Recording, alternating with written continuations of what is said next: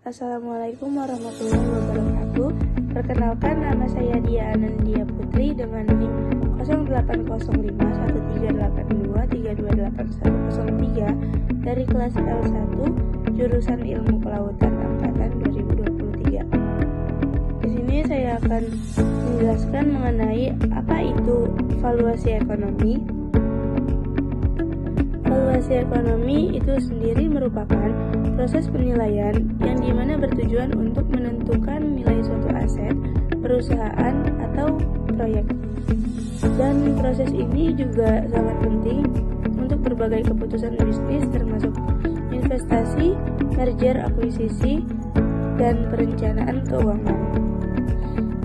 Oke, selanjutnya yang kedua, terdapat pendekatan pasar,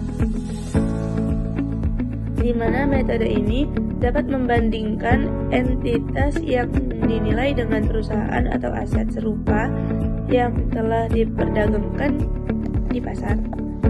Ya, selanjutnya ada prosesnya, yaitu dengan menggunakan data pasar terkini untuk mendapatkan nilai relatif. Analisis ini mencakup penggunaan rasio keuangan dan metrik lain yang dimana dapat menunjukkan seperti apa perusahaan sebanding dengan pesaingnya. Lalu terdapat pendekatan biaya, yang dimana pendekatan ini menilai beberapa nilai berdasarkan biaya untuk mengganti atau membangun ulang aset. Pada pendekatan biaya ini terdapat proses yang dimana dapat menghitung total biaya yang diperlukan untuk membangun aset baru dan mengurangi nilai sesuai dengan umur aset yang ada. Pada proses ini itu sering digunakan untuk aset fisik seperti gedung atau peralatan.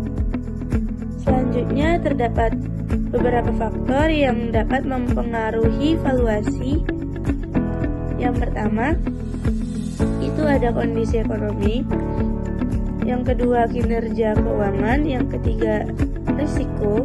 Yang keempat, terdapat faktor eksternal, di mana pada kondisi ekonomi itu terdapat inflasi, suku bunga, dan pertumbuhan ekonomi.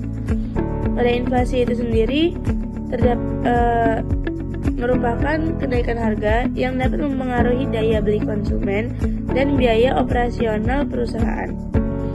Lalu selanjutnya itu suku bunga, di mana tingkat suku bunga yang tinggi dapat meningkatkan biaya pinjaman dan mempengaruhi proyeksi arus kas. Lalu selanjutnya itu ada pertumbuhan ekonomi, yang dimana pertumbuhan yang kuat biasanya dapat meningkatkan permintaan untuk produk dan layanan, berdampak positif pada pendapatan perusahaan. Lalu selanjutnya pada kinerja keuangan itu terdapat laporan keuangan dan rasio keuangan, di mana pada laporan keuangan itu terdapat analisis laporan laba rugi, neraca, dan arus kas, memberikan gambaran tentang profitabilitas, likuiditas, dan efisiensi operasional.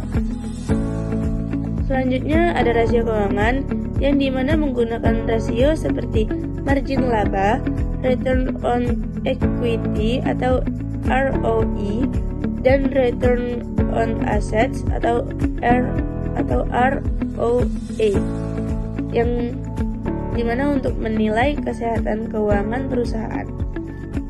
Selanjutnya terdapat risiko, yang dimana terbagi menjadi 3, itu ada risiko pasar, risiko industri, dan risiko perusahaan.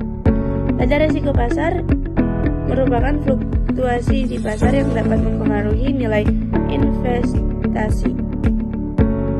Lalu pada risiko industri itu terdapat perubahan dalam industri yang dimana dapat mempengaruhi daya saing dan permintaan.